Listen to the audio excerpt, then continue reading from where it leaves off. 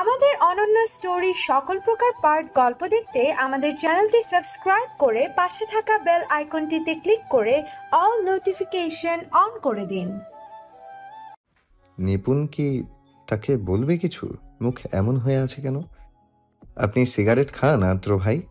নিপুণের এই কথায় আদ্রের ধ্যান ভাঙে। নিচের পড়ে যাওয়া সিগারেটটার দিকে তাকায়। ঠোঁট বাঁকা করে হাসলো আদ্র। এই জন্যই কি নিপুণের মুখটা এমন ছিল? সে কি দেখতে পায় না সিগারেটটা যেভাবে জ্বলছে? আদ্রের মনটা সর্বক্ষণ এভাবে জ্বলে। চোখ তুলে তাকায় আদ্র, নির্লিপ্ত কণ্ঠে বলে, খাই তো। আদ্রের এমন কথা শুনে নিপুণ আকাশ থেকে পড়ে। মন খারাপ হয় তার। আদ্র ভাই কি জানে না সে সিগারেটের গন্ধ সহ্য করতে পারে না? ধীর গলায় বলে ওঠে, আর খাবেন না আদ্র ভাই, আমি মোটেই সিগারেটের গন্ধ সহ্য করতে পারি না। কই ছিল নিপুণের কণ্ঠে তা সে নিজেই জানে না। আদ্র নিপুণের কথায় কিছু বলল না। ঘোলাটে চোখগুলো দিয়ে চাইল নিপুণের দিকে। আর চোখ আজ অনেক কিছু বলতে চাইছে, কিন্তু নিপুণ কি তা বুঝতে পারছে? না, কিছুই বুঝতে পারছে না সে। অন্যান্য দিন অপেক্ষা আদ্রের দৃষ্টি আজ অন্যরকম। সে দৃষ্টিতে নিপুণ অন্ধকার দেখতে পেল। যেখানে কেউ একবার সে দৃষ্টির দিকে তাকালো, ঘোর অন্ধকারে তলিয়ে যেতে বাধ্য হবে। দ্রুত দৃষ্টি সরালো নিপুণ। গাড়িতে গিয়ে বস। আদ্রের এমন কথায় নিপুণ দ্রুত গাড়িতে গিয়ে বসে। আদ্র নিচের দিকে না তাকিয়ে বাপা দিয়ে সিগারেটটা পিষে ফেললো। বের করে বলে উঠল, তোর সময় শেষ হতে চলল অতি শীঘ্রই। সে গিয়ে ড্রাইভিং সিটে বসে পড়ল। দৃষ্টিগোচর হলো গাড়িটা। তবে তারা কি দেখলো? একজোড়া চোখ তাদের দিকে তীক্ষ্ণ নজরে তাকিয়েছিল এতক্ষণ। গাড়ি চলছে নিজের গতিতে। নিপুণ চুপচাপ বসে আছে আদ্রের পাশে। কোথায় যাচ্ছে সে জানে না। আদ্র যেখানে নিয়ে যায় সেখানেই যাবে। কোনো প্রকার বিরক্তি করবে না সে। আদ্র তেমন কথা বলল না গাড়িতে। হঠাৎ করে গাড়িটা থেমে গেল। নিপুণ আশেপাশে তাকালো। এখানে তো কিছু নেই, গাড়ি থামলো কেন? নিপুণ জিজ্ঞাসু দৃষ্টিতে তাকিয়ে আছে আদ্রের দিকে। নাম গাড়ি থেকে। আদ্রের কথায় নিপুণ গাড়ি থেকে নেমে দাঁড়ালো। আদ্রও নামলো। নিপুণের পাশে গিয়ে তার হাতটা মুঠোয় পুরে নিল। গম্ভীরতা বজায় রেখে বলল, চল। কোথায় আদ্র ভাই? নিপুণের কথায় আদ্র নিপুণের দিকে তাকায়, তবে হাত ছাড়ে না, আর একটু শক্ত করে ধরে। ফের বলে ওঠে, এখানে সামনে একটা নার্সারি আছে, কিছু ফুল গাছ কিনবো, আমার বারান্দায় লাগাবো। বলেই হাঁটা লাগায়। নিপুণ ভুরু কুচকে আদ্রের দিকে তাকায়। চলছে সে আদ্রের সাথে সাথে। হাঁটতে হাঁটতে প্রশ্ন করে, আপনার বারান্দায়? নিপুণের মুখটা কালো হয়। সে ভেবেছিল তাকে কিনে দিবে। মুহূর্তেই আদ্র বলে উঠল, পেঁচার মতো মুখ করে রেখেছিস কেন? নিপুণ কিছু বলল না। আদ্রের সাথে পায়ে পা মিলিয়ে হাঁটতে লাগলো। আদ্র নার্সারিতে গিয়ে বেশ কিছু ফুলের গাছ কিনলো। নিপুণকেও পছন্দ করতে বলেছে। তখন নিপুণ একটা রঙ্গন আর একটা বাগান বিলাস দেখিয়েছে। আদ্র কিনে নিল সেগুলো। তবে গোলাপ আর রঙ্গন গাছ দুটো নিল। হেতেই নিপুণ খুশি। যাক, অন্তত তাকে কিনে তো দিয়েছে। আদ্র আরো কিছু গাছ কিনে বিল মেটাতে গিয়েছে। আদ্রর সাথে নিপুণও আছে। সেখানে গিয়ে নিপুণের চোখ পড়ে ছোট একটা ক্যাকটাস গাছে। সঙ্গে সঙ্গে আদ্রকে আবদারের সুরে বলে, আদ্র ভাই, আমাকে এটা কিনে দেন না? আদ্র নিপুণের ইশারা অনুযায়ী ক্যাকটাসটার দিকে তাকায়। দোকানিকে বলে এটাও দিতে। নিপুণ খুশি হয়ে চমৎকার হাসে। দোকানি গাছগুলো প্যাকিং করতে করতে বলে, নতুন বিয়ে করছেন বুঝি? দেখাই বোঝা যাইতে আছে। মাশাল্লাহ, বৌমা কিন্তু অনেক সুন্দর হয়েছে। দোকানির কথা শুনে নিপুণের গালে রক্তিম আভাত ছড়িয়ে পড়ে। মনের মধ্যে কেমন করে ওঠে। মনে মনে প্রশ্ন করে ওঠে, আপনার মুখে ফুল চন্দন পড়ুক চাচা, আপনার কথা যেন সত্যি হয়। নিপুণ আর চোখে একবার আদ্রের দিকে তাকালো। আদ্রের কোনো হেলদোল নেই, যেন কিছুই হয়নি। সে দোকানিকে তাড়া দিয়ে বলল, আপনি জলদি করেন চাচা। দোকানিও আর কিছু বলল না। ফুলগুলো গাড়িতে তুলে দিলে আদ্র তাকে 500 টাকা বকশিশ দিল। বলে উঠল, এটা রাখেন আপনি, এটা আপনার বকশিশ। এই কথা শুনেই যেন দোকানি খুশিতে পাগল হওয়ার উপক্রম। দাঁত বের করে হেসে টাকাটা হাতে নিয়ে বলল, আমার এত বছরের জীবনে কেউ আমারে 500 টাকার বকশিস দেয় নাই। আপনি প্রথম বাবা, আবার আসবেন আপনি বৌমারে নিয়া। আদ্র গাড়ির ফ্রন্ট সিটে চাইলো। নিপুণ বসে আছে। সে এখন কথাগুলো শুনলে হয়তো খুশি গাল দুটো আবার লাল হয়ে যেত। দোকানিকে বিদায় জানিয়ে আদ্র চলে গেল গাড়িতে। নিমেষে গাড়িটি চোখের পলকে আড়াল হয়ে গেল। দোকানি সেদিক থেকে চোখ ফিরে একবার 500 টাকাটার দিকে চাইলো। খুশি মনে সেটি পকেটে পুরে রাখলো। চলে গেল নার্সারির ভেতরে। তবে দোকানি জানলো না তার এই বকশিসের কারণ কি, কেন আদ্র এত টাকা বকশিস দিল, শুধুমাত্র ফুলের জন্য। সন্ধ্যা হয়েছে, সোহাইব আজ বাসায় আছে। অফিসে আজ তার তেমন কাজকর্ম ছিল না, যা ছিল তা আদ্র সামলে নিপুণকে নিয়ে ঘুরতে বের হয়েছে। সোহেব দোতলা থেকে নিচে নামলো। ইভা আর ইভান তখন বসে বসে টিভি দেখছে বললে ভুল হবে, মূলত এক প্রকার রিমোট নিয়ে টানাটানি করছে। ইভান গাড়ি রেস দেখতে চাইছে আর ইভা কার্টুন দেখতে চাইছে। এই নিয়ে দুজনের মধ্যে হাড্ডাহাড্ডির লড়াইয়ের এক পর্যায়ে তাদের হাত থেকে রিমোটটা পড়ে যায়। দুজনের দিকে অবাক চোখে তাকায়। ইভা চেঁচিয়ে ওঠে, তুই রিমোটটা ফেলে দিলি? আমি আবার কখন ফেললাম? ফেললি তো তুই, তোর হাত থেকেই রিমোটটা পড়েছে। মোটেও না, তোর হাত থেকে পড়েছে রিমোটটা। বলে ইভানের চুলগুলো হাতের মুঠোয় পুড়ে নিল ইভার এমন কাছে ইভান চিল্লিয়ে উঠল। সেও ছেড়ে দিল না ইভাকে, খামছে ধরল ইভার গাল। দুজনে চিল্লাচিল্লিতে জেসমিন শিকদার ঘর থেকে বের হয়ে আসলেন। তিনি একটু শুয়েছিল, শরীরটা ভীষণ খারাপ করেছে তার, সকাল থেকেই মাথা ব্যথা। ইভান আর ইভার বাজখাই আওয়াজে তার মাথা ব্যথা তরতর করে বেড়ে গেল। তিনি কিছু বলবেন তার আগে পেছন থেকে এক গম্ভীর পুরুষালী কণ্ঠ ভেসে আসে, তোমাদের কি কোনো কাজ নেই, পড়ালেখা নেই, এভাবে মারামারি করছো কেন? ইভা আর ইভান সচকিত হলো। এটা সোহেব ভাইয়ের আওয়াজ। দ্রুত দুজনকে ছেড়ে দিল। আড্ডের পর যদি কাউকে ভয় পায় তা হলো সোহেব এগিয়ে আসে তাদের দিকে। নিচ থেকে রিমোটটা নিয়ে দাঁড়িয়ে রিমোটের ব্যাটারি লাগাতে থাকে।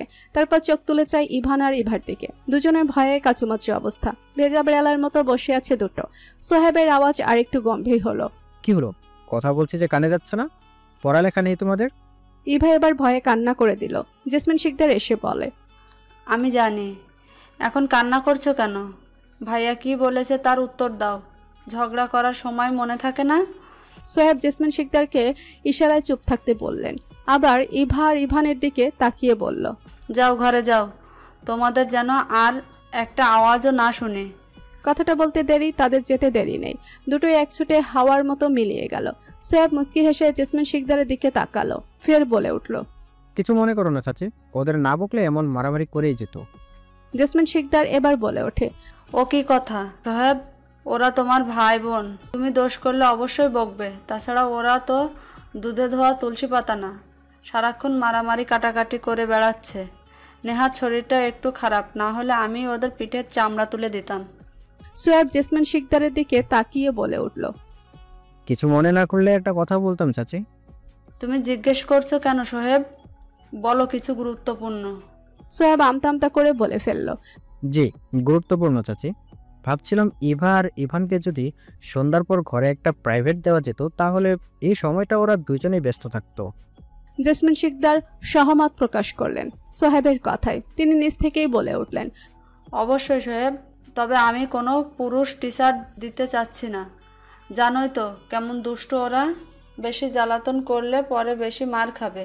তাছাড়া অন্য কারণও আছে, তাই যদি কোনো মেয়ে টিচার দেওয়া যেত তাহলে ভালো হতো। সোহেব যেন এমন সুযোগটাই খুঁজছিল। জেসমিন শিকদারকে আশার আলো দেখিয়ে বললেন, আচ্ছা চাচি, রাসেলের বড় বোন আছে না, ও কেমন গো? তোমরা তো ওকে দেখেছো, ওকে ঠিক করে দিই, পরিচয়ও আছে।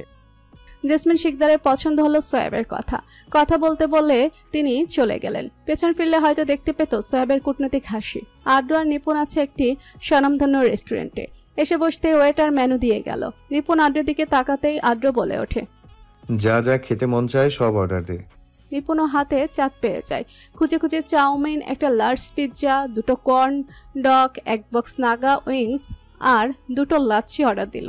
এরপর আদ্রের দিকে মেনু কার্ডটা এগিয়ে দিয়ে বলল, আমার অর্ডার দেওয়া শেষ আদ্র ভাই, এবার আপনি অর্ডার দিন। নিপুণের কথায় ওয়েটারের চোখ বড় হয়ে যায়। এতগুলো খাবার কি এই মেয়ে একা খাবে নাকি? আদ্র একবার নিপুণের দিকে তাকিয়ে আবার ওয়েটারের দিকে তাকায়, বলে ওঠে, ও যা যা অর্ডার দিয়েছে আমার জন্য সেম নিয়ে এসো। এবার আদ্রকে কথা শুনে ওয়েটারের চোখ কটর থেকে বেরিয়ে আসার উপক্রম। চলে যায় সে। এক টেবিল খাবার সাজিয়ে বসে আছে আদ্র আর নিপুণ এটা থেকে ওটা থেকে একবার খেলেও আদ্রের সামনে আপাতত চাউমিনের প্লেটটা সে তার মতো খাচ্ছে। নিপুণ নিজের অর্ডারকৃত খাবার প্রায় শেষ করে ফেলেছে। আদ্র নিপুণের দিকে তাকে জিজ্ঞেস করে, খাওয়া শেষ? আদ্র নিজের অর্ডারকৃত খাবারগুলো নিপুণের দিকে এগিয়ে দিল। নিপুণ কোনো দ্বিরুক্তি করলো না। হঠাৎ করে পিৎজার একটা স্লাইস আদ্রের মুখের সামনে ধরলো নিপুণ। কামড় দেওয়ার জন্য ইশারা করলো। আদ্র বাধ্য ছেলের মতো এক কামড় খেয়ে নিল। নিপুণ সে পিৎজার স্লাইসটা আদ্রকে দিল না, নিজেই খেতে থাকলো। তা দেখে আদ্র কিছুটা হাসলো। কিছুক্ষণ পর নিপুণকে অবাক করে দিয়ে আদ্র নিপুণের আধা খাওয়া লাচ্ছিটা নিজে নিয়ে নিল, নিজেরটা দিয়ে দিল নিপুণের কাছে। নিপুণ ভুরুকুচকে জিজ্ঞেস করলো, এটা কি হলো আদ্র ভাই? মনে হচ্ছে এটা বেশি টেস্টি, তাই আমি এটা নিয়েছি। তোর কোনো সমস্যা থাকলে বল, আমি ফেরত দিয়ে দিচ্ছি। নিপুণ আর কিছু বলল না, মনে মনে ভাবলো তবে হয়তো ওটা বেশি টেস্টি। থাক, আদ্র ভাই খাক ওটা। এত কিছুর মাঝে বেচারি ভুলেই গেল আদ্রের আধা খাওয়া লাচ্ছিটা খাচ্ছে। খাওয়া দাওয়ার পর্বে চুকিয়ে রেস্টুরেন্টের বাহিরে আসতেই শুনতে পায়, ওরে ভাই দেখ কি বোক্কা, সাদা জামার নিচে কালো পড়ছে, বোক্কা খুকি একদম। আদ্র এমন কথা শুনে পেছন ফিরে তাকায়, দেখতে পায় 2-3টে ছেলে। দৃষ্টি তাদের নিপুণের পিঠের দিকে। অমনি শক্ত হলো হাতের মুষ্টিটা, সোজা গিয়ে ঘুষি লাগিয়ে দিল ছেলেটার গালে। ছেলেটাকে ঘুষি মারার পাশ থেকে আরো 2জন চলে এলো, তাদেরকেও বেধম পেটালো আদ্র। সেও কিছুটা আঘাত পেয়েছে, কপালের এক কোণা দিয়ে একটু কেটে গেছে। এমন মারামারি দেখে চারপাশে মানুষজন চলে এলো। আদ্র এখনো ছেলেগুলোকে মারছে। নিপুণ এবার ভয় পেয়ে যায়, ছুটতে এসে আদ্রকে ছড়ায় সে। তারপর সে কি আর ছাড়তে পারে? পুরুষের গায়ে জোর আর মেয়েদের গায়ে জোরে আকাশ পাতাল তফাৎ। নিপুণ পেছন থেকে আদ্রকে জড়িয়ে ধরে আছে, সে সুযোগে ছেলেগুলো পালিয়ে যায়। আদ্র নিপুণকে ধাক্কা মেরে সরিয়ে দেয়, ছিটকে পড়ে নিপুণ। আদ্র ভাই যে এখন আর তার উপরে রাগ মিটাবে সেটা এক্ষণে সে বুঝে গেছে। মনে মনে বলে উঠল, আমার উপর যদি রাগ মেটালে এই ঝামেলা থেমে যায় তাহলে তাই করুন। নিপুণের আকাশকুসুম চিন্তার মাঝে আদ্র এসে নিপুণের হাত চেপে ধরে। ধরাটা এমন ছিল যেন এখনই মাংস ভেদ করে হাড়ে গিয়ে লাগবে। আদ্র টানতে টানতে নিপুণকে গাড়িতে বসালো, নিজেও গিয়ে বসে পড়লো ড্রাইভিং সিটে। চুল খামচে ধরে বসে আছে সে, রাগ তার এখন আকাশচুম্বী। মাথাটা তুলে নিপুণের দিকে তাকিয়ে বলল, আই এম সরি। বলে 1 মিনিটও দেরি করালো না, নিপুণকে চুলগুলো ধরে একটানে নিজের কাছে নিয়ে আসলো। ক্ষণিকের ব্যবধানে ওষ্ঠে ওষ্ঠ পুড়ে দিল। নিপুণ হতভম্ব, কি থেকে কি হয়ে গেল বুঝতেও পারল না। তবে শিরায় শিরায় উত্তেজনা ছড়িয়ে পড়ল। এই প্রথম কোনো পুরুষ স্পর্শ করেছে তাকে, যে পুরুষ যাকে সে মনে প্রাণে নিজের করে পাওয়ার স্বপ্ন দেখে। আদ্রের এই ছোট্ট ঘনিষ্ঠতায় সেও সায় দিল। কিছুক্ষণের মধ্যে আদ্রের এই কাতর স্পর্শগুলো রূপ নিল ভয়াবহ যন্ত্রণায়, যেন তার ঠোঁটের উপর কেউ বেলেট দিয়ে অত্যাচার চালাচ্ছে। আদ্রের দাঁতের জোর ঠিক এতটাই প্রখর ছিল। চোখের কার্নিশ বেয়ে জলের ধারা গড়িয়ে পড়ল নিপুণের, তাও আদ্র থামল না। সে দিনের পর দিন কেটে গেছে, অনেকগুলো দিন, প্রায় মাসখানেক হবে। আদ্র সেদিন নিপুণের সাথে এই ক্ষণিকের সুখের মুহূর্ত শেষ করে গলায় জোরে একটা কামড় বসিয়ে দিয়েছে। কামড়ের জোর এতটাই প্রখর ছিল, সে গলার চামড়া ভেদ করে তার মাংসে আঘাত এনেছিল। সেখান থেকে লাল রঞ্জিত তরল ও বের হয়েছিল। সাদা জামাটা একটু দাগও পড়েছে। এত তাণ্ডব চালিয়ে আদ্র বাড়ি ফিরে প্রায় 8টার দিকে। নিপুণ ওনাটা দিয়ে তার গলাটা ভালোভাবে ঢেকে নিয়েছে। গাড়ি থেকে নামতে যাবে তখন আদ্র বলে ওঠে, অ্যান্টিসেপটিক লাগিয়ে নিস, তাহলে পরে ইনফেকশন হয়ে যাবে। তারপর আর কোনো কথা বলেনি সে। নিপুণ সোজা ঘরে চলে যায়। পেছনে তাকালে হয়তো দেখতে পেত আদ্রের এক হাত তার ঠোঁটে, মুখে লেগে আছে এক রহস্যময় হাসি। নিপুণ সেদিনের পর থেকে আদ্রের সামনে আর পড়েনি বললে ভুল হবে। লুকিয়ে লুকিয়ে অবশ্যই দেখেছে তার আদ্র ভাইকে। সামনে আসার সাহস নেই তার। সেদিনের কথাখানা ভেবে এখনো সে শিউরে ওঠে। লাজুকলতার ন্যায় লতিয়ে যায় সে। চোখ মুখে হাত দিয়ে হেসে ফেলে, বিড়বিড় করে বলে ওঠে, ইস আদ্র ভাই, আপনি এত লুচু কিভাবে হলেন? ততক্ষণে কর্কশ কণ্ঠে একটা ডাক শুনতে পেল নিপুণ। সমস্ত ভাবনা ছুটে গেল। সামনে তাকিয়ে দেখলো হট লুকে তাকিয়ে আছে নারায়ণ স্যার। গলা শুকিয়ে গেল নিপুণের। যেখানে বাঘের ভয় সেখানে সন্ধ্যা হয়। হঠাৎ নারায়ণ স্যার বলে উঠল, নিপুণ উঠে আসো, যে অঙ্কটা করাচ্ছিলাম তা বোর্ডে এসে করে দিয়ে যাও। নিপুণ হতভম্ব হয়ে বসে আছে। কোন অঙ্কটা করাচ্ছিল সে তো এটা জানে না। ইনফ্যাক্ট সে যে হায়ার ম্যাথ ক্লাসে আছে সেটাও ভুলে গেছিল। ইশারায় রূপার থেকে জানতে চাইল। নিপুণ কিন্তু কোনো লাভ হলো না। স্যার এমন ডাইনোসরের লুকে তাকিয়ে আছে যে কেউই তাকে সাহায্য করতে পারল না। অবশ্য তাকে শুধু অঙ্কটা দেখিয়ে দিলেই হতো। তাকে এই অধ্যায়টা রাসেল স্যার করিয়েছে, কিন্তু কেউ তাকে সাহায্যের করতে পারল না। অগত্যা শাস্তি হিসেবে সারা ক্লাস দাঁড়িয়েছিল। দীর্ঘ 20 মিনিট পর ক্লাস শেষ হলে সে ধরাস করে বসে পড়ে, মাথা রাখে রূপার কাঁধে। রূপা দুঃখ প্রকাশ করে বলে ওঠে, সরি ইয়ার, আমি তোকে সাহায্য করতে পারিনি। স্যার কেমন আমার দিকে তাকিয়েছিল দেখেছিস? জল্লাদ 1 নম্বরে। সরি। আরে সমস্যা নেই, এমনিতে আমি এসব পাত্তা দিই না। বেচারা স্যার হয়তো বাড়ি থেকে বউয়ের ঝাড়ি খেয়ে এসেছে আর আমার ওপর বউয়ের রাগ ঝেড়ে দিয়েছে। নেহাত আমারও দোষ ছিল, না হলে স্যারকে দেখিয়ে দিতাম আমি কি জিনিস। নিপুণের এমন কথায় রূপা হেসে দিল, আবার হাসি বন্ধ করে বলে উঠল, তা তুই বা এমন চোখ মুখ দেখে হাসছিলিস কেন? জানিস কি মনে হচ্ছিল? মনে হচ্ছিল তুই বিবাহিত আর স্বামীর কথা মনে করে হাসছিলি। রূপার কথা শুনে নিপুণ তড়িৎ মাথা ওঠায়, শুকনো ঢোক গেলে রূপার দিকে তাকিয়ে প্রশ্ন ছুড়ল। সত্যি কি তাই মনে হয়েছে? তা নয় তো কি, আমি তোকে বলছি, আমিও তো তাই ভেবেছিলাম। আর স্যার তো বিবাহিত, স্যার আরো বেশি কিছু ভেবে নিয়েছিল হয়তো। রূপার কথায় নিপুণ লজ্জায় আড়ষ্ট হয়ে যায়। সত্যিই তো এমন কিছুই ভাবছিল সে। কথাটা মনে করতেই গালে লাল আভা ছড়িয়ে পড়ে। তার দিকে সন্ধিয়ান দৃষ্টিতে তাকায় রূপা। শুকনো কাশি দিয়ে নিপুণের দৃষ্টি আকর্ষণ করে। সত্যি করে বলতো নিপুণ, কি হয়েছে? লজ্জায় এমন লাল হয়ে যাচ্ছিস কেন? কাহিনী কি? নিপুণ পড়েছে মহা গ্যারাকলে। রূপা তার প্রাণের বন্ধু, সে তার সাথে ওয়াদা করেছিল সব সুখ দুঃখের কথা বলবে একে অপরকে, কিন্তু তা বলে কি আদ্র ভাইয়ের সাথে ছোট একটা ঘনিষ্ঠ মুহূর্তের কথাও শেয়ার করবে সে? না না, কখনোই না। এই লজ্জার কথা সে কাউকে বলতে পারবে না, কখনো না। রূপা এখনো জিজ্ঞাসু দৃষ্টিতে তাকিয়ে আছে। নিপুণ তার চেহারার এক্সপ্রেশন ঠিক করে বলল, তেমন কিছু না, পুরনো একটা ঘটনা মনে পড়ে গিয়েছিল তাই হেসে ফেলেছি। তুই এমন গোয়েন্দা হয়েছিস কেন? নিপুণ কথা ঘুরাতে বলে উঠল, চল ক্যান্টিন থেকে ঘুরে আসি, খিদে পেয়েছে আমার। রূপা নিপুণের কথায় বিশ্বাস করলো। যা ওরণচণ্ডী মেয়ে নিপুণ, হয়তো কোনো কথা মনে পড়ায় হেসে ফেলেছে। সে মাথা ঘামালো না, নিপুণের সাথে চলে গেল কলেজ ক্যান্টিনে। দুপুর 2টায় কলেজ ছুটি, 2:30 থেকে 5টায় কোচিং। অবশেষে কোচিং এ রূপাও আছে, দুজনে একসাথেই যায়। নিপুণ কোচিং থেকে বের হয়ে নিজেদের গাড়ি দেখতে পায় না, দেখতে পায় গাড়ির বদলে বাইক, সাথে আদ্র হেলান দিয়ে দাঁড়িয়ে আছে। নিপুণের যেন চোখ আটকে গেল আদ্রের পানে চেয়ে, মুখ থেকে আপনা আপনি বের হয়ে আসলো, মাশাআল্লাহ। আদ্র আজ সাদা রঙের প্যান্টের সাথে সাদা রঙের পাঞ্জাবি পরিধান করেছে, পায়ে বেল্ট সিস্টেমের জুতা, হাতে কালো রঙের একটা চামড়ার ঘড়ি। নিপুণ ধীর পায়ে এগিয়ে গেল সেদিকে, সামনে গিয়ে দাঁড়ালো, কিন্তু সে মুহূর্তে একটা মেয়ে এসে জড়িয়ে ধরলো আদ্রকে। নিপুণের পা জোড়া ওখানে স্থির হয়ে গেল, মনে হয় কেউ অবশ করে দিয়েছে। কে সেই মেয়ে? রূপা একবার নিপুণের দিকে তাকালো, স্থির দেখিতে পেল নিপুণের চোখখানা। ভয় পেল রূপা, এখানে না আবার কোনো অঘটন ঘটে যায়। শক্ত করে চেপে ধরল নিপুণের হাত, কিন্তু সেদিকে নিপুণের ভ্রুক্ষেপ নেই। সে শুধু সামনে থাকা মেয়েটাকেই দেখে যাচ্ছে। এমনভাবে কেউ জড়িয়ে ধরায় আদ্র ভীষণভাবে চমকালো, ঠেলে দূরে সরিয়ে দিল সে মেয়েটাকে। প্রশ্নাত্মক নজর চাইল মেয়েটাকে, চিনে বলে তো মনে হচ্ছে না। নজর ঘুরিয়ে একবার পেছনে দাঁড়ানো নিপুণের দিকে চাইল। মেয়েটা এমন স্থির হয়ে আছে কেন? হঠাৎ নিপুণের দিক থেকে চোখ সরিয়ে বলে উঠল, সরি, আমি কি আপনাকে চিনি মিস? মেয়েটি গদগদ হয়ে উত্তর দিল, জি না, আসলে কিছু মনে করবেন না আপনি। মেয়েটি হাত দিয়ে দূরে ইশারায় করে বসলো। আসলে আমার বন্ধুরা আমাকে ডেয়ার দিয়েছিল আপনাকে জড়িয়ে ধরার, তা এখন মনে হচ্ছে ভালোই করেছে ডেয়ার দিয়ে। আপনার মতো একটা সুদর্শন ছেলের সাক্ষাৎ পেয়ে গেলাম। মেয়েটির এমন কথায় পেছনে দাঁড়ানো নিপুণ ঠোঁট বাঁকিয়ে হাসল। রূপার বাঁধন থেকে নিচের হাতটা ছাড়িয়ে সামনে এগিয়ে গেল, দাঁড়ালো আদ্রের পাশে, গম্ভীর মুখে বলে উঠল, তা মিস, কাউকে জড়িয়ে ধরার আগে আপনার তো জানা উচিত তার বউ বাচ্চা আছে কিনা। আপনার এমন বিহেভিয়ারের জন্য তার সংসারটা ভেঙে যেতে পারে। নিপুণের এমন কথায় আদ্র কেসে উঠল। এই কোনো নিপুণকে দেখছে আদ্র, এটা কি তার লাজুকলতা? এ তো গম্ভীরলতা। হঠাৎ এমন দাসভারী কণ্ঠ শুনে মেয়েটি আদ্রের পাশে দাঁড়ানো নিপুণকে দেখলো, ভুরু কুচকে তাকিয়ে আছে। আদ্র মেয়েটির এমন চাহনি দেখে বলল, ও হচ্ছে আমার বোন। আদ্রের কথাটি কেড়ে নিল নিপুণ। বোন উপাধি শুনে মেয়েটি বোধহয় ভীষণ খুশি হলো, এক বেরিয়েই বলে উঠল, ও তুমি ওনার বোন? আমি জান্নাত।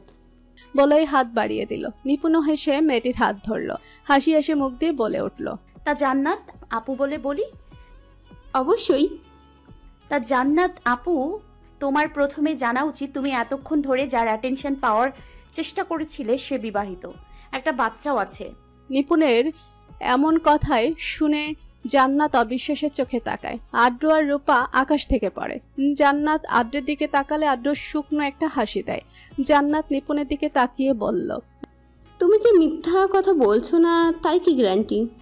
নিপুণ জান্নাতের দিকে তাকিয়ে মুস্কি হাসি দেয়, ফের বলে ওঠে, তোমাকে মিথ্যে বলে আমার লাভ কি?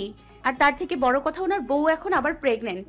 নিপুণের এমন কথা শুনে আদ্র মুস্কি হাসি দেয়, ফের মুখে গম্ভীরতা ছোঁয়া এনে বলে, তোমাকে এত কথা বলছি কেন মেয়ে? যাও নিজের কাজে যাও। রাস্তাঘাটে ছেলে মানুষ দেখলে তোমাদের মতো কিছু মেয়ের ডেয়ার দেয়ার উত্তেজনা বাড়ে। যাও এখান থেকে। জান্নাত ভীষণ লজ্জায় পড়ে গেল। আসলে সে নিজে ইচ্ছে করে আদ্রকে জড়িয়ে ধরেছে। বন্ধুরা ছিল বিধায় তাদের উপর ডেয়ারের দোষ চাপিয়ে দিয়েছিল। সরি বলে মুহূর্তে সে স্থান ত্যাগ করলো।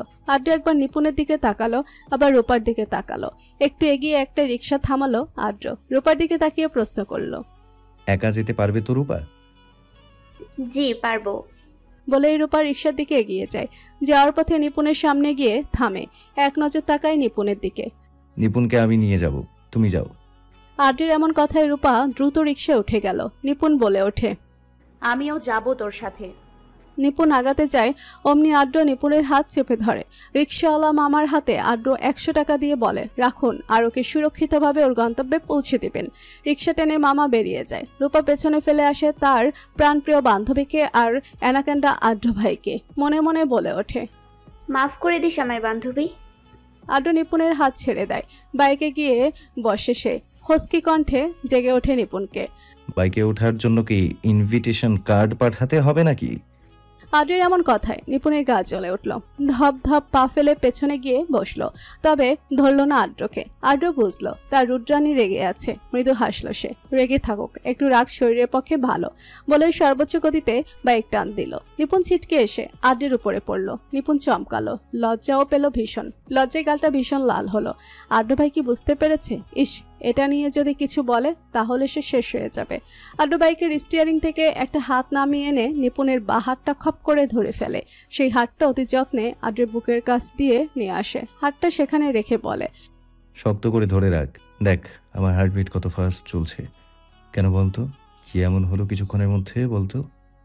নিপুণ এমন কথায় ছটফট করে ওঠে। হাতটা সরাতে চায়। আদ্র থমকে ওঠে। খবরদার হাতটা সরাবি না, হাতটা দিয়ে আমাকে শক্ত করে ধরে রাখ, নাহলে আমি হয়তো পড়ে যাব। নিপুণের সব রাগ তো ওই সময়ই গলে গেছে। এখন যা আছে তা শুধু লজ্জা আর আড়ষ্টতা। আদ্র ভাই কি বুঝতে পারছে না নিপুণের হাত পায়ে কাঁপন ধরেছে? নিপুণের বুকের সাথে যে আদ্রের পিঠ লেগে আছে। আদ্র কি বুঝতে পারছে নিপুণের হৃদয়ের কম্পন? বুঝতে পারছে কি? অর্পা এসেছে শিকদার বাড়িতে। ইভা আর ইভানের পড়ার দায়িত্ব এখন তার। সেদিন সোহেব জেসমিন শিকদারের সাথে কথা বলেই রাসেলকে কল দিয়েছে। নাম্বার নিয়েছে অর্পার। মূল উদ্দেশ্য অর্পাকে এই বাড়িতে আনা। সেজন্যই সোহেব ইভা আর ইভানের নাম প্রয়োগ করেছে। তাই বলে যে ইভা আর ইভানকে সে ভালোবাসে না তা নয়, তবে কিছু পেতে গেলে তো একটু কাঠখড় পোড়াতেই হবে। তাই ইভা আর ইভানকে কেন্দ্র করে আগে জেসমিন শিকদারকে রাজি করিয়েছে, তারপর অর্পাকে রাজি করিয়েছে সে। ইদানিং সোহেব সন্ধ্যার সময়টায় বাড়িতেই থাকে। মূলত এই সময়টাকে সে অর্পার সাথে কথা বলার কাজে লাগায়। বিভিন্ন টপিক দিয়ে অর্পাকে বিরক্ত করা তার যেন প্রধান কাজ। এই যে কিছুদিন আগের কথা, অর্পা ইভা আর ইভানকে পড়াচ্ছে। সেই সময় হুট করে সোহেব রুমে চলে আসে, এসে অর্পার সামনে দাঁড়ায়। এভাবে হুট করে সামনে আসায় অর্পা বেশ খানিকটা ভয় পেয়ে গেছিল। কি সমস্যা আপনার? এভাবে হুট করে সামনে আসলেন কেন? সোহেব যেন অর্পার কথাটাকে পাত্তাই দিল না। গা ঝাড়া ভাব নিয়ে ইভা আর ইভানকে বলে উঠল, ম্যাডাম পড়াতে আসলে যে নাস্তা দিতে হয় সেটাও দেখছি জানো না তোমরা। যাও নিচে যাও, আর আম্মুকে বলো সোহেব ভাই বলছে ম্যাডামকে নাস্তা দিতে। সোহেবের এমন রাগান্বিত ফেস দেখে ইভা আর ইভান এতক্ষণে পগার পার হয়ে গেছে। অর্পা এতক্ষণ ধরে সোহেবের কার্যকলাপ দেখছে। বেশ বিরক্ত হলো সে। আমি কি আপনার কাছে নাস্তা চেয়েছি মিস্টার সোহেব? না। তাহলে আপনি কেন পাঠিয়েছেন বাচ্চা দুটোকে? ছি ছি, আন্টি এখন আমাকে কি ভাববে? কিছুই ভাববে না, আমি তো আমার নাম বলে দিয়েছি, আপনাকে কিছু ভাবার কি আছে? অর্পা সোহেবের কথায় বেশ বুঝতে পারল যে সোহেব রেগে আছে। অর্থাৎ অর্পা সোহেবের দিকে তাকিয়ে প্রশ্ন করল, তা কি বলবেন আপনি, যার জন্য ওদের এভাবে বের করে দিলেন? সোহেব এবার চোখে চোখ রাখলো অর্পার। চোখের ভাষাটা বোধহয় একটু নরম হলো। অর্পা সে চোখে এক আকাশ পরিমাণ কাতরতা দেখতে পেল। কেন সে কাতরতা? কিসের জন্য? আপনার নাকি কোনো পছন্দের মানুষ আছে মিস অর্পা, এটা কি সত্যি? আপনি কাউকে ভালোবাসেন? সোহেবের এই প্রশ্নে অর্পা তাজ্জব বনে গেল। সে ভেবে পেল না সোহেব এই কথাগুলো জানলো কোথা থেকে। সে তড়িৎ প্রশ্ন করলো, আপনাকে কে বলেছে এগুলো? এই কথাগুলো তো কিছু মানুষ ছাড়া আর কারো জানার কথা নয়। সোহেব মৃদু হাসে। সেই হাসিতে কিছু ছিল। মুখে হাসি বজায় রেখে বলে, তার মানে কথাগুলো সত্যি, আপনি কাউকে ভালোবাসেন অর্পা? কিছুক্ষণের মধ্যেই সোহেবের চেহারা বদলে গেল। হাত দিয়ে টেবিলে বাড়ি মারল। বিকট এক আওয়াজ হলো। কেঁপে উঠল অর্পা। সোহেব কর্কশ কণ্ঠে বলল, আপনি কি করে কাউকে ভালোবাসতে পারেন অর্পা? পারেন না, কখনোই না, আমি তা হতে দেব না। সোহেব উন্মাদে পরিণত হচ্ছিল। এক্ষুনি তাকে থামানো দরকার, না হলে বড্ড বেশি সমস্যা হয়ে যাবে। অর্পা কিছু না ভেবে গায়ের জোরে একটা থাপ্পড় মেরে দেয় সোহেবকে। তৎক্ষণাৎ সব পাগলামি ছুটে যায় সোহেবের। অর্পা নিজের মধ্যে কঠিনতা এনে বলে ওঠে, এক্ষুনি বের হয়ে যাবেন এই রুম থেকে। আমি আপনার বাড়িতে এমন কথা শুনতেই চাই না। এই বিষয় নিয়ে আমরা পরে কথা বলবো। সোহেব ততক্ষণে রুম ছেড়ে বেরিয়ে গেছে। অর্পা ধপ করে বসে পড়ে চেয়ারে। কি থেকে কি হয়ে গেল? চোখের জলগুলো কোটর থেকে বেরিয়ে আসতে চায়, কিন্তু না, এখানে চোখের জল ফেলা যাবে না। কিছুক্ষণের ব্যবধানে তার জীবনের সমীকরণ বদলে গেল। তবে তারা কেউই জানল না দরজায় দাঁড়িয়ে আখি শিকদার এতক্ষণ তাদের কথোপকথন শুনছিলেন। তিনি কি কোনো কঠিন পদক্ষেপ নেবেন? সন্ধ্যা হয়েছে, নিপুণ এখনো বাড়িতে আসেনি। এই নিয়ে আখি শিকদারের চিন্তার শেষ নেই। সোহেবও বাড়িতে নেই। কোনো বন্ধু আসবে, তার সাথে আড্ডা দিতে গেছে। হাতের লাঠি এখন আদ্র, তাই কিছু না ভেবে আড্রকে কল লাগালো তিনি। আদ্র ও নিপুণ বসে আছে একটা রেস্টুরেন্টে। বেশ খোলামেলা পরিবেশ, চারদিকে ফুল আর ফুল। নিপুণ সে তো রং বেরঙের ফুল দেখতে ব্যস্ত, তবে আদ্র সে তো তার নিজের ফুলকে দেখিতে ব্যস্ত। হঠাৎ করে আদ্রের ফোন কল বেজে উঠল। স্ক্রিনে নাম্বারটা দেখে মুখ থেকে একটা শব্দই বেরিয়ে এলো। ও শিট। আদ্রের কথার ভঙ্গি দেখে নিপুণ জিজ্ঞেস করলো, কি হয়েছে? আদ্র হাতের ইশারায় চুপ থাকতে বলল। তারপর কল রিসিভ করতেই অপর পাশের কথা শোনা গেল। হ্যালো আদ্র, কোথায় আছিস তুই বাপ? আদ্র জানতো সে এখন এমন প্রশ্নের সম্মুখীন হবে, তাই নরম গলায় বলে উঠল, মেঝো আম্মু, তুমি টেনশন করো না, নিপুণ আমার সাথেই আছে। আসলে সারাদিন কিছু না খাওয়ার ফলে একটু অসুস্থ হয়ে গেছে, তাই কিছু খাওয়াতে নিয়ে এসেছিলাম। আমি তোমাকে ফোনে পাইনি, তাই আম্মুকে বলে দিয়েছিলাম, কিছু মনে করো না। মেয়ের শরীর খারাপের কথা শুনে আখি শিকদার ভয় পেলেন। আদ্রকে প্রশ্ন করলেন, এখন কেমন আছে নিপুণ? আদ্র বলে দিল, এখন ভালোই আছে, খাবার খাচ্ছে। তুমি কথা বলবে? না না, এখন কথা বলার দরকার নেই। তোরা খেয়ে তাড়াতাড়ি বাড়িতে চলে আয়। মেয়েটা তো আমাকে শান্তি দিল না সারাক্ষণ, তার টেনশনে আমি কুপোকাত হয়ে বেড়াচ্ছি। চলে আয় জলদি, দেরি করিস না। আখি শিকদারের এমন কথা শুনে আদ্র খানিকটা হাসলো, ফের বলে উঠল, তুমি চিন্তা করো না, আমরা কিছুক্ষণের মধ্যেই ফিরে আসব। বলে আদ্র কল কেটে দিল। কল কেটে আখি শিকদারের স্বস্তির নিঃশ্বাস ফেলল। যাক, মেয়েটা তাহলে নিরাপদেই আছে। এতক্ষণ যাবৎ নিপুণ আদ্রকে সব কথা শুনিয়েছিল। সে ভেবে পায় না আদ্র এমন মিথ্যে কথা কোথা থেকে শিখেছে। কি স্মুথ মিথ্যে, যে কেউ বিশ্বাস করতে বাধ্য। নিপুণ সরু চোখে আদ্রের দিকে তাকিয়ে প্রশ্ন করল, আমি আবার কখন অসুস্থ হলাম আদ্র ভাই? আপনি মাকে এত বড় একটা মিথ্যা কথা বলে দিলেন, তাও কোনো খুঁত ছাড়া, একদম পারফেক্টলি। নিপুণের কথা শুনে আদ্রের ভীষণ হাসি পায়। মুখটা একটু সামনে নিয়ে বলে, লুকিয়ে লুকিয়ে প্রেম করতে হলে মিথ্যে কথা বলতে হয়। বলেই আদ্র একটা চোখ টিপ মারল। নিপুণ আদ্রের এমন কথা শুনে শুকনো মুখে বিষম খেয়ে ওঠে। এ কোন আদ্র ভাই? এই কি সেই গম্ভীর আদ্র ভাই? সে কি না কথায় কথায় ধমক লাগাতো, থাপ্পড় লাগাতো? চোখ শুরু হয়ে আসে নিপুণের। আপনি কি কাইন্ডলি আমাকে আপনার প্রেমিকা বলতে চাচ্ছেন আদ্র ভাই? নিপুণের কথা শুনে আদ্র মুচকি হাসে। পকেট থেকে একটা পায়েল বের করে নিপুণের সামনে হাঁটু গেড়ে বসে। তারপর নিপুণের পায়ে পায়েলটি সযত্নে পরিয়ে দিয়ে বলে ওঠে, আমার হবি নিপুণ, শুধু আমার। যতটুকু আমার হলে আমি তোকে আমার মাঝে খুঁজে পাবো, ততটুকু আমার। জানিস তো, আমার না তোকে খুব প্রয়োজন। তোকে ছাড়া আমার একদমই চলবে না। তোকে ছাড়া আমি একদমই অসম্পূর্ণ। চা যেমন চিনি ছাড়া অসম্পূর্ণ, আমিও তেমন তোকে ছাড়া অসম্পূর্ণ। আমার জীবনের প্রতিটি কণায় কণায় তুই মিশে আছিস। তুই আমার জীবনের প্রতিটি রং, প্রতিটি সুর। তোকে ছাড়া আমার অস্তিত্ব শূন্য মনে হয়। আমার অস্তিত্বে শুধুই তুই আছিস। পৃথিবীর সব সুখ আমি শুধু তোর মাঝে খুঁজে পাই। তুই, শুধুই তুই হলি আমার রাজ্যের প্রিয়তমা। তোর ভালোবাসা আমায় সম্পূর্ণ করবে। বল না, হবি আমার অস্তিত্ব? জড়তে পারবি সারা জীবনের জন্য নিজেকে আমার সাথে? আদ্রের এমন আবেগপূর্ণ কথায় নিপুণ চরম অবাক হলো। আদ্র ভাই যে এমন আকুল আবেদন করতে পারে তা তার জানা ছিল না। ক্ষণিক সময় ব্যয় না করে জড়িয়ে ধরল আদ্রকে।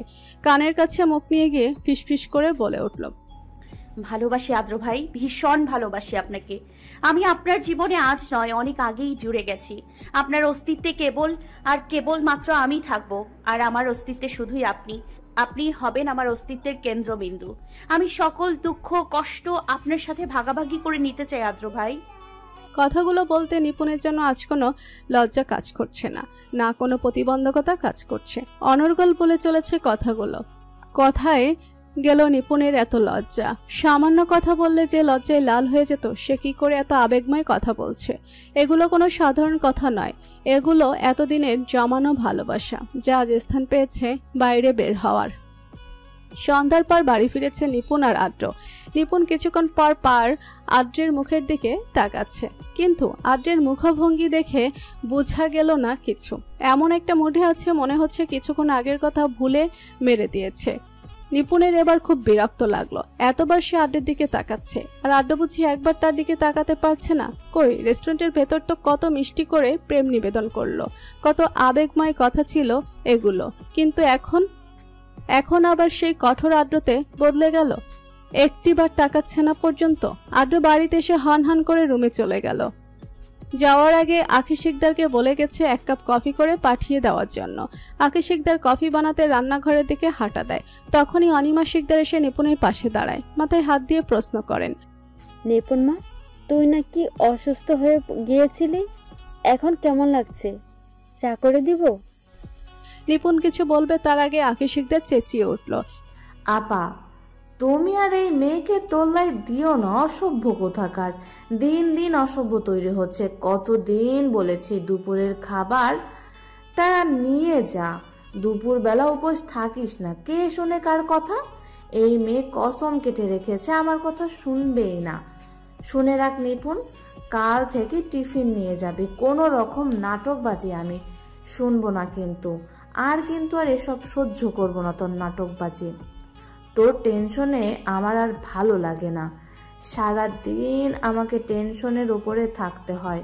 তোর 2 ভাই বোন আমাকে একদম শান্তি দিবি না।